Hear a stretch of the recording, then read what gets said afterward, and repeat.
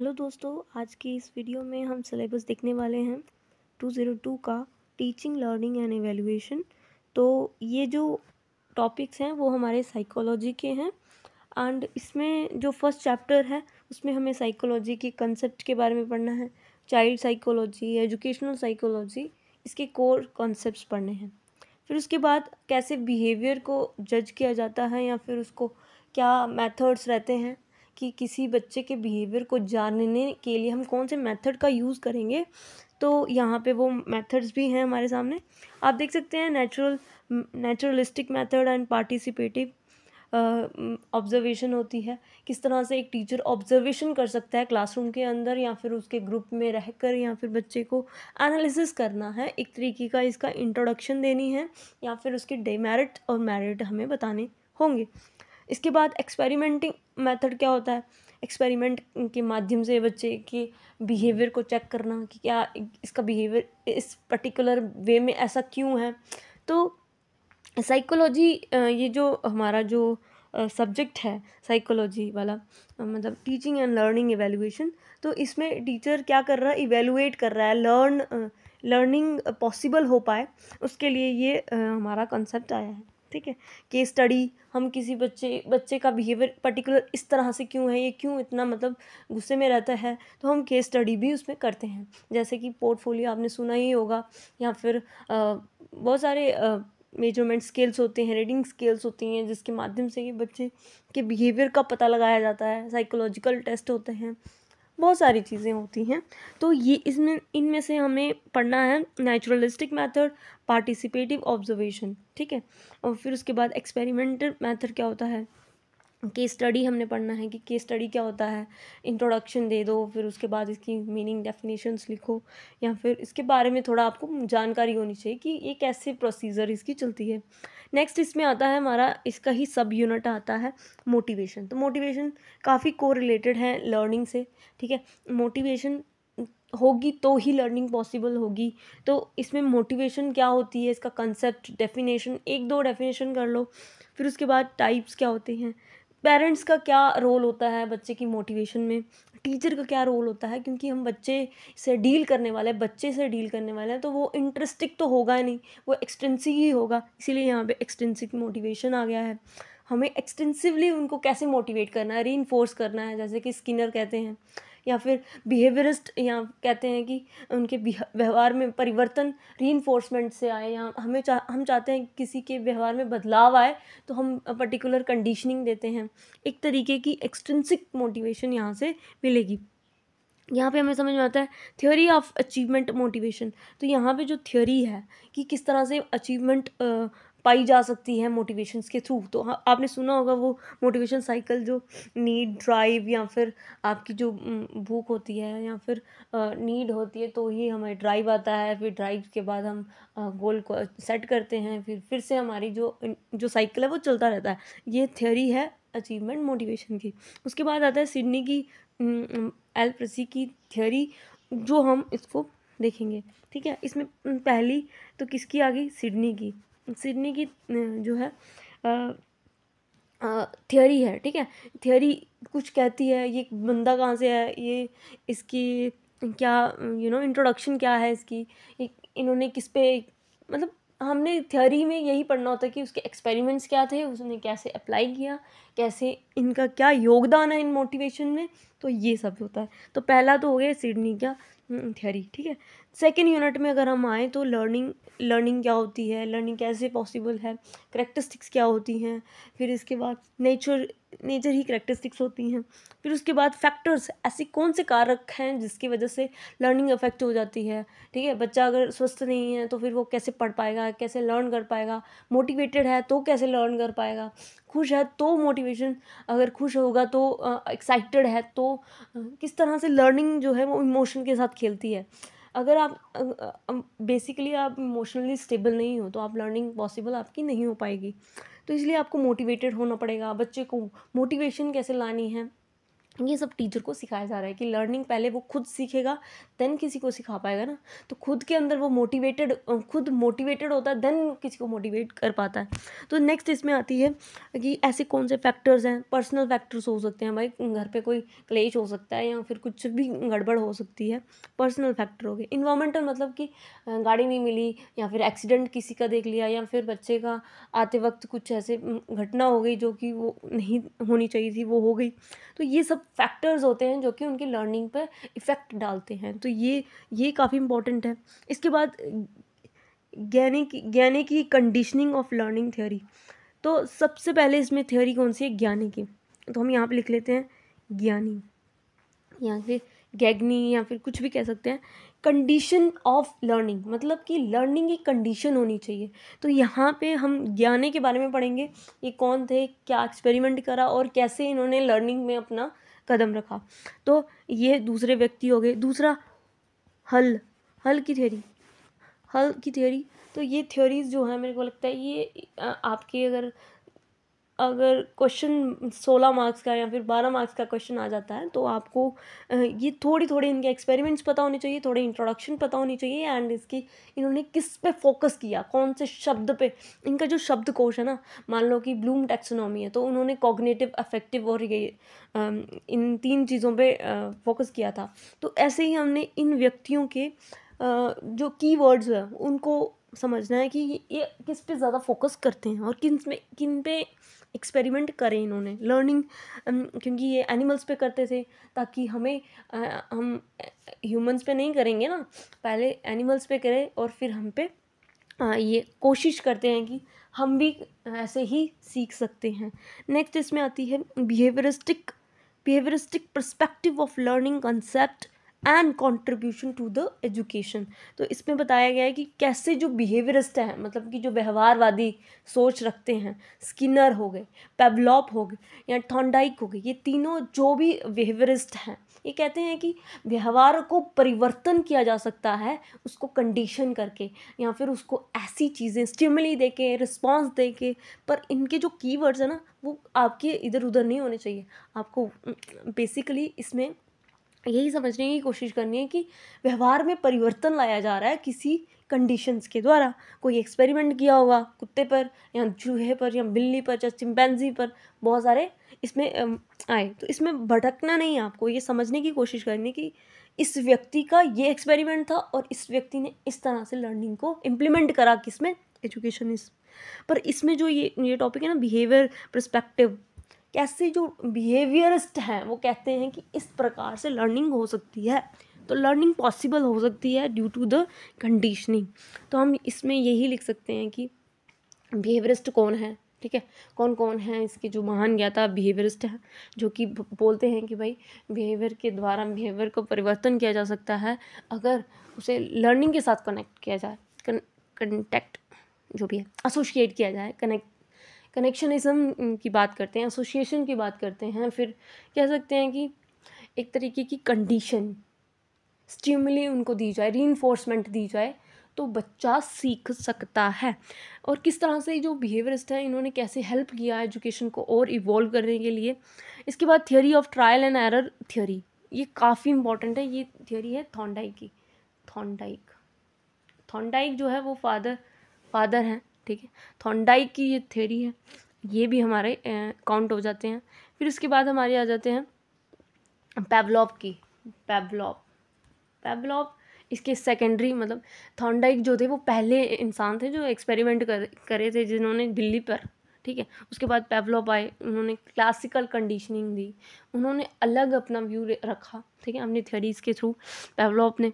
फिर उसके बाद क्लासिकल कंडीशनिंग के बारे में बताना है कि पेवलॉव ने क्लासिकल कंडीशनिंग की थ्योरी क्या थी और क्या एक्सपेरिमेंट करे। उसके बाद स्किनर, वी.एफ. स्किनर नाम है इनका, और ये कहते हैं पुनर्वलन मतलब रीइंफोर्समेंट, कि बच्चे को अगर शाबाश कहा जाएगा तो बच्चा क्या पता मोटिवेट होकर पढ़ना शुरू कर दे।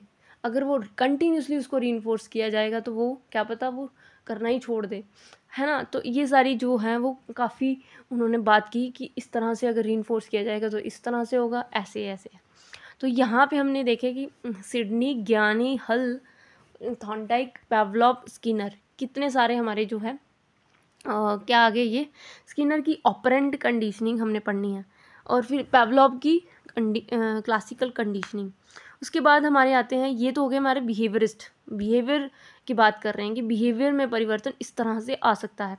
उसके बाद आता है cognitive perspective of learning concept, कि ऐसा लर्निंग जो है वो बुद्धि से कैसे किया जा सकता है। तो बुद्धि जो है, हम अगर बात करेंगे, ये हमने जो पर्सपेक्टिव पढ़ा था वो बिहेवियरिस्ट कहते हैं कि बिहेवियर के माध्यम से हम ऐसा कर सकते हैं।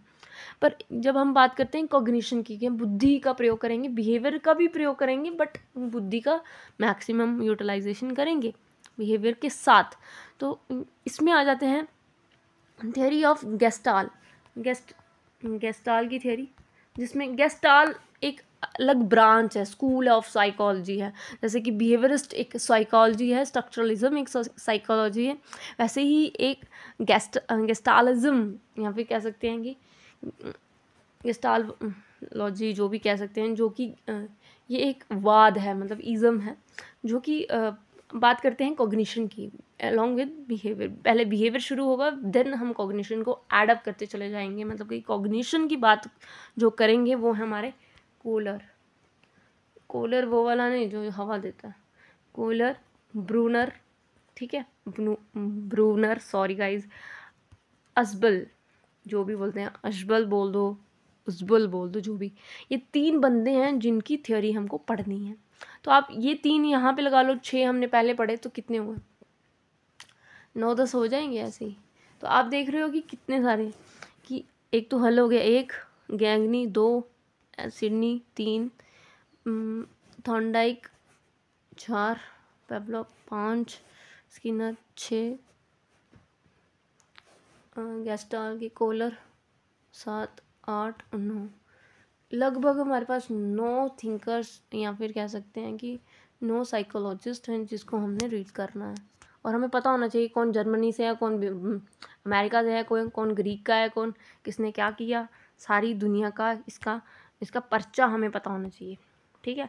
तो यहाँ से हमें समझ में आता है कि यहाँ 2nd चैप्टर में हमें क्या बात की गई है, बिहेवियर की, कैसे जो लर्निंग, क्योंकि हमारा अल्टीमेट क्या है, टीचिंग लर्निंग ऑब्जेक्टिव्स है, टीचिंग लर्निंग प्रोसेस एक अच्छे सुचारू रूप से चले, स्मूथ हो, यही तो पढ़ रहे हैं हम लोग। तो मतलब कहने का मतलब है कि जो 2nd चैप्टर है वो हमें बताता है कि किस तरह से हमें खुद भी लर्न करना है और अलॉन्ग विद बच्चों को भी करवाना है, और कैसे करवाएंगे हम। तो इन्होंने सबसे पहले तो आपको बेसिक जानकारी देने के लिए बात की कि लर्निंग ऐसे ऐसे ऐसे ऐसे होती है। फिर उसके बाद इन्होंने बताया कि लर्निंग में कुछ कारक भी होते हैं जो कि हमें हमारी लर्निंग को अफेक्ट करते हैं। इसके बाद ये बहुत सारे थिंकर्स हैं जिन्होंने इस पे वर्क किया, लर्निंग पे, कि कैसे लर्न किया जा सकता है, कैसे इस पे व्यवहार में परिवर्तन ला सकते हैं हम, कितना हम रटेंगे तो हमें आएगा। तो मतलब ये सब चीज़ें जो है, ये जो जिन्होंने अपनी पूरी उम्र लगा दी इसमें, तो उनके बारे में हम पढ़ेंगे, हमें समझ में आएगा कि हाँ, इस तरह से उन्होंने इसमें फोकस किया होगा कि कहीं ना कहीं बिहेवियरिस्ट का भी आज की दुनिया में काम है भाई। हम तो सारी मतलब हमारे जो लर्निंग हुई है वो रोट मेमोराइजेशन तो हुई है, हम हाँ मतलब इतना मीनिंगफुल लर्निंग करते हैं।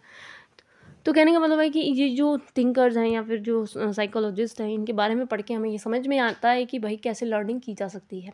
ये हालांकि हमने यहाँ पे बिहेवियरिस्ट की बात की कि बिहेवियरिस्ट के माध्यम से कैसे हम पढ़ सकते हैं, लर्निंग कैसे संभव हो सकती है, वैसे ही कॉग्निशन के माध्यम से हम अपना दिमाग का यूज़ करते हुए किस तरह से लर्निंग को फुलफ़िल कर सकते हैं। तो इनकी कुछ हायरार्कीज़ होती हैं, कुछ कीवर्ड्स होते हैं या फिर एक्सपेरिमेंट्स होते हैं जो कि हमें पढ़ने होते हैं। तो हमने जैसे कि पढ़ा था फर्स्ट सेमेस्टर में, जिसमें हमने पियाजे, वाइगोस्की, जॉन दीवे और ये सब पढ़े थे। क्यों? क्योंकि ये सारे कंस्ट्रक्टिविस्ट फ़िलॉसफ़ी के हैं या फिर कह सकते हैं कि स्कूल ऑफ साइकोलॉजी के हैं, जो कि कंस्ट्रक्शन की बात करते हैं, बिल्कुल लेटेस्ट बात करते हैं, जो कि आज के टाइम में होनी चाहिए, बट ऐसा होता नहीं है ना। अभी हम 19वीं शताब्दी से चल रहे हैं, तो ये जो बिहेवियरिस्ट हैं वो 19वीं शताब्दी से चल रहे हैं ना, तो 19th सेंचुरी से ये चल रहे हैं बिहेवियरिस्ट। तो अभी भी इनका कहीं ना कहीं रोल है हमारी लाइफ में, और ये जाते जाते ही जाएगा, ठीक है। बट इसको जब हम इसको मॉडिफाई करेंगे कि लर्निंग जो है वो रोट मेमोराइजेशन ना होते हुए हमें क्या करनी है, मीनिंगफुल लर्निंग करनी है, तो ये तो फिर अच्छा हो जाएगा एक तरीके का। नेक्स्ट इसमें आता है, आपको समझ में आएगा कि थर्ड चैप्टर जो है हमारा टीचिंग प्रोफेशन से है कि एक टीचर को कैसा होना चाहिए, टीचिंग एज अ प्रोफेशन क्यों चूज़ किया गया है, क्यों ज़रूरत क्यों है आपको टीचर बनने की, क्या अपॉर्चुनिटीज़ हैं आपको एज अ ग्रो करने की, आप कैसे ग्रो कर सकते हो इस एक डिपार्टमेंट में एज अ टीचर, आप ऐसे कैसे ग्रो कर सकते हो, क्यों आपको टीचर बनना है एज अ प्रोफेशन, क्या ज़रूरत पड़ गई आपको टीचर बनने की, नीड क्या है आपको, ठीक है। तो इन अपॉर्चुनिटीज़ कैसे हैं, आप कैसी अपॉर्चुनिटीज़ होंगी जो आपको एक अच्छा टीचर या फिर आपकी ग्रोथ होगी। मल्टीपल रिस्पॉन्सिबिलिटी होती हैं, ये भी आपको पहले ही सिखा दिया जाता है कि भाई आपको बुक्स चेक करनी कॉपीज़ चेक करनी होती हैं, आपको अलॉट करना पड़ता है, आपको लेसन प्लानिंग करनी पड़ती है, आपको क्लास में आते समय आपको ये इमोशनल कोई डिसबैलेंस हो या बच्चा, उसको देखना पड़ता है आपको। कोई बच्चा उपद्रव फैलाता है तो उसको भी देखना पड़ता है, आपको बहुत सारी चीज़ें हैंड टू हैंड करनी पड़ती है, साइड बाय साइड लाइन करनी पड़ती है। ये नहीं है कि आपने सिर्फ ये वाला टॉपिक पढ़ा और आप जाके बोल दोगे, ऐसा नहीं है।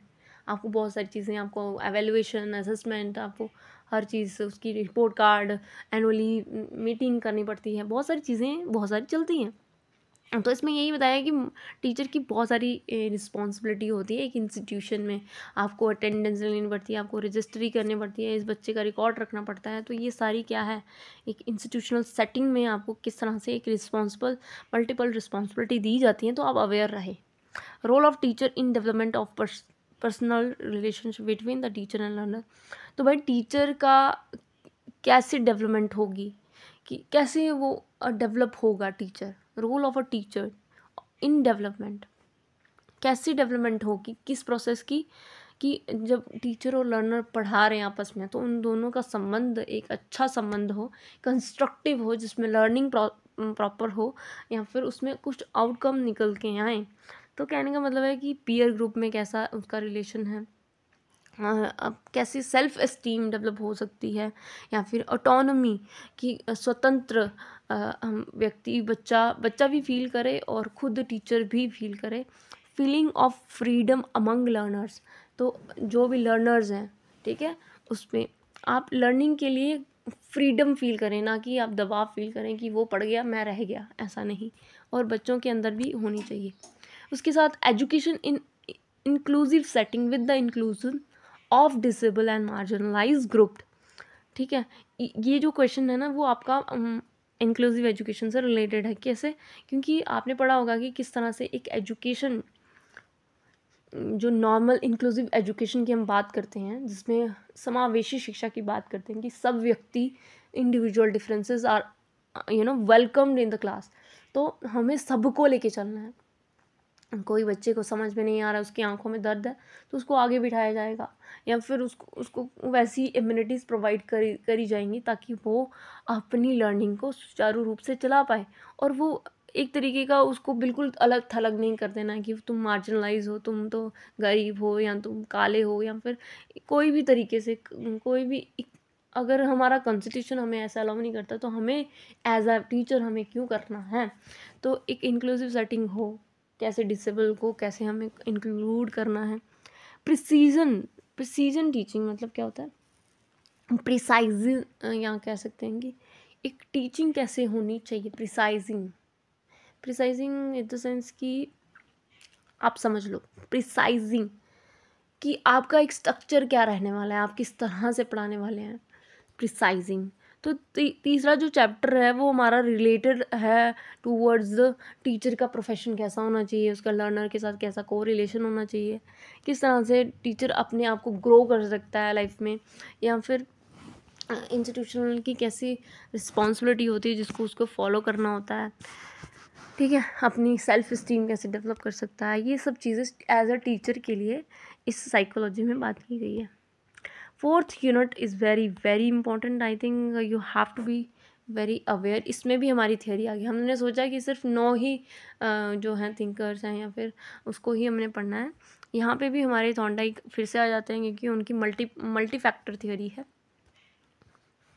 इंटेलिजेंस क्या होती है, हम सब जानते हैं कि आईक्यू कहीं ना कहीं मैटर करता है। कुछ लोगों ने IQ को भी नकार दिया, जैसे हार्वर्ड गार्डन है, वो कहते हैं कि भाई मल्टीपल इंटेलिजेंस होती है, ठीक है ना। और कुछ लोग कहते हैं कि भाई IQ भी कोई चीज़ होती है जो कि आपको धड़ पढ़ा देती है या समझा देती है, कोई भी चीज़ लर्निंग पेस आपकी बढ़ जाती है। तो कुछ गिफ्टेड होते हैं इंटेलिजेंस, IQ गिफ्टेड होते हैं जिनके। तो कहने का मतलब है कि इंटेलिजेंस क्या होती है, इंटेलिजेंस किसे कहा जाता है, ठीक है। इन साइकोलॉजिकली इंटेलिजेंट होना, इमोशनली इंटेलिजेंट, आज के टाइम पे बहुत ही कम लोग होते हैं इमोशनल इंटेलिजेंट। बट अगर हम बात करें, अगर हम इंटेलिजेंट अगर स्कोर तरीके से देखें या फिर पुस्तक में अगर हमें सब कुछ आ जाता है तो हम कहते हैं हम इंटेलिजेंट है, नहीं भाई, तुम इमोशनली कितने स्टेबल हो ये भी मैटर करता है। इमोशनल इंटेलिजेंस हर किसी को नहीं होती, तो जो हर तरीके से इंटेलिजेंट है वो उसको हम इंटेलिजेंस ही कह देते हैं। मीनिंग क्या होती है, कौन कौन सी प्रकार की इंटेलिजेंस होती है? क्रिस्टलाइन एंड फ्लूइड, दो प्रकार की। थ्योरी ऑफ इंटेलिजेंस, तो इंटेलिजेंस की जो थ्योरी है कि इंटेलिजेंस कैसे होती है, कैसे इसकी बुद्धि का निर्माण होता है, स्पीयरमैन 2 फैक्टर थ्योरी, स्पीयरमैन की 2 फैक्टर थ्योरी, यहाँ पे आगे स्पीयरमैन। तो ये हमें पढ़ना है, स्पीयरमैन कौन है, कहाँ से आए, इनकी क्या कहानी है, और इन्होंने 2 फैक्टर ही क्यों कहा, ठीक है। सेकेंड इसमें आ जाता है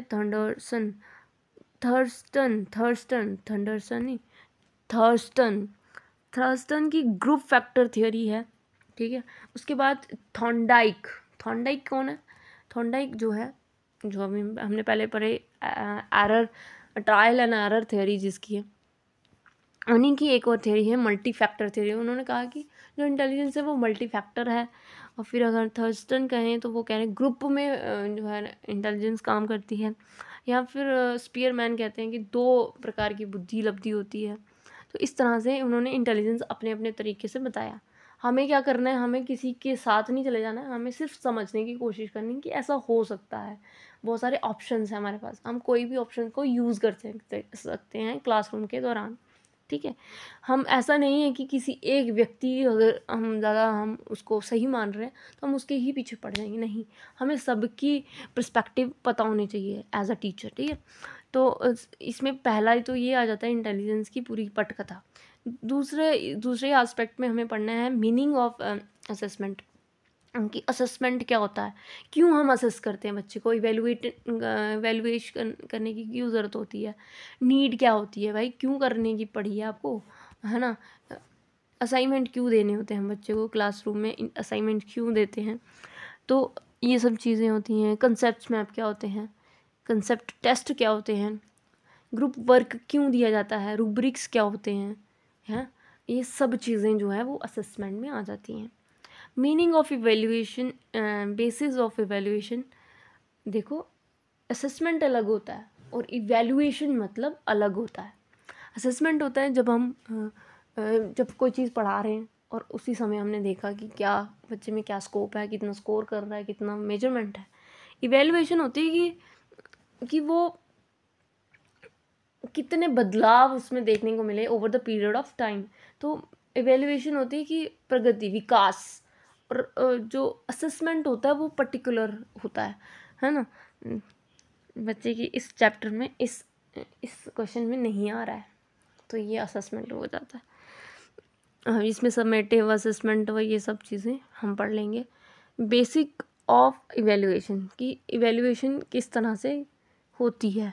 एनेक्डोटल रिकॉर्ड, आपने सुना होगा कि एक फ़ाइल होती है जिसमें बच्चे की पूरा ब्यौरा होता है कि ये कैसे रहता है, कैसे बोलता है, ये सब कहानियाँ। चेकलिस्ट होती है कि कुछ क्वेश्चंस हमने फॉर्म किए और बच्चे को दे दिए, चलो टिक करके दिखाओ ये सुनो, तो बच्चा अपने मन से टिक, हम सर्वे जैसे होते चेकलिस्ट। सेल्फ इवेल्युएशन, बच्चा खुद भी एवेल्युएशन करे। 360 तो बोलता ही है नेशनल एजुकेशन पॉलिसी। उसके बाद यूज़ ऑफ पोर्टफोलियो, किस तरह से पोर्टफोलियो टीचर बनाता है और क्या उसका काम होता है। तो ये जो हमने बात की, ठीक है, ये जो जितना भी हमने बात की ना सिलेबस की, साइकोलॉजी की, तो इसको हमने अच्छे से समझने की कोशिश करनी है। सबसे पहले तो हमें ये जानने की कोशिश करनी है कि 60 मार्क्स का क्वेश्चन है, ठीक है। और इसमें हमें पढ़ाया जा रहा है थ्योरीज़ के बारे में, लर्निंग्स के बारे में, मोटिवेशन, इंटेलिजेंस, फिर उसमें असेसमेंट, इवैल्यूएशन और भी बहुत सारी चीज़ें, ठीक है।